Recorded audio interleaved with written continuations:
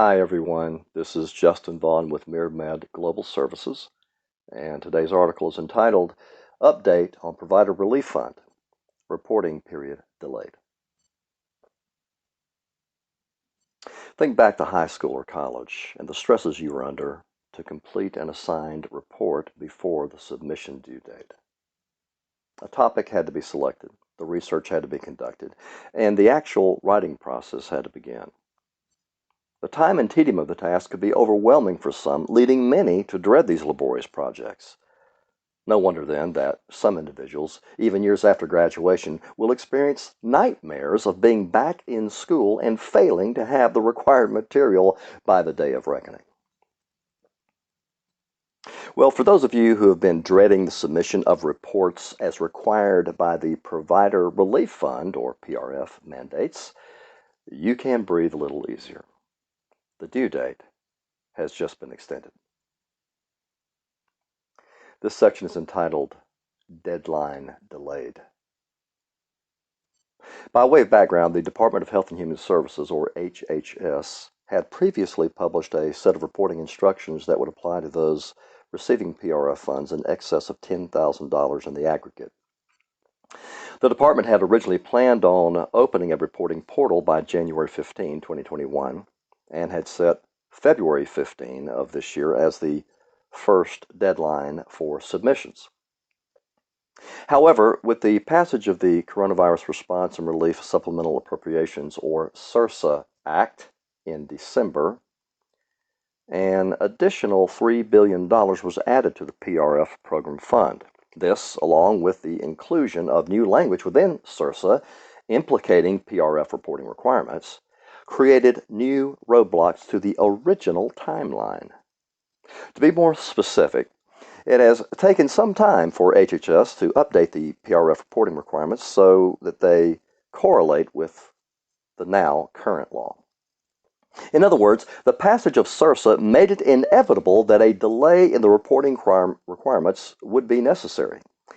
In addition, HHS officials felt it would be critical for PRF recipients to have additional time to familiarize themselves with the new requirements. As of this writing, the new deadline for actual PRF reporting has yet to be announced. Here's an excerpt from the January 15, 2021 HHS announcement that PRF recipients will find most helpful. Quote, in the interim, however, starting today, HHS is encouraging all PRF recipients that have received aggregate PRF payments that exceed $10,000 to establish a reporting account by registering at the newly enabled PRF reporting website. While there is currently no deadline for providers to establish a reporting account in the newly enabled reporting portal, all providers will be required to complete this first step in order to advance and fulfill their reporting requirements once HHS announces the new deadline to do so.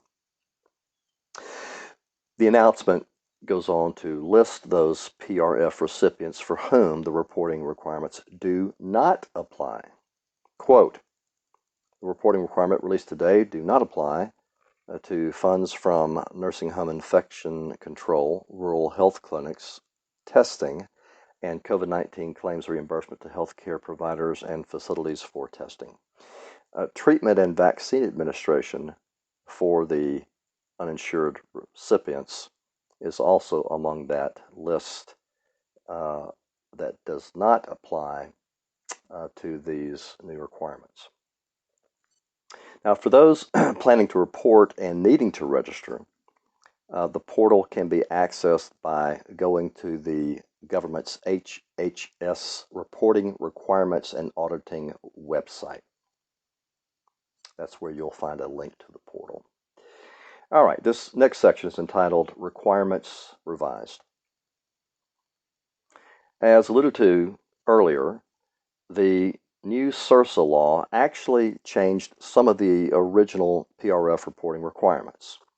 That's sort of like your English professor giving you one set of parameters for your term paper at the beginning of the semester, but then changing all that up after you've already completed half the project.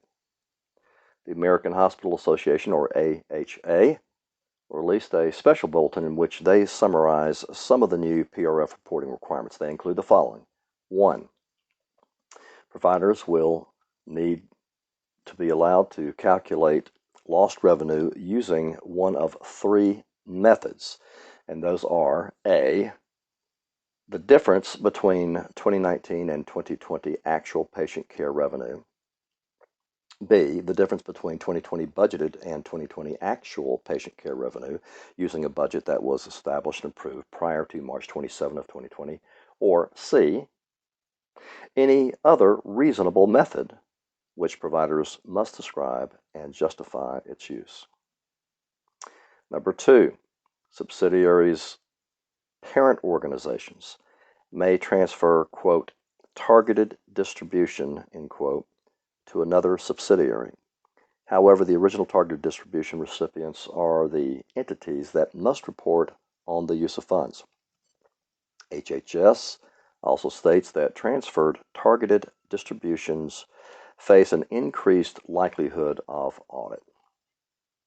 Okay, the full range of requirements can be accessed again by going to the government's link that reads General and Targeted Distribution Post-Payment Notice of Reporting Requirements. And that's dated January 15, 2021. That's the HHS website. So please reach out to us at info@mirmedgs.com if you have any questions about this or any other topic. Remember that our mission is to support you and the work that hospitals do through our own innovative business solutions. If we can help you, please reach out to us. Thanks so much.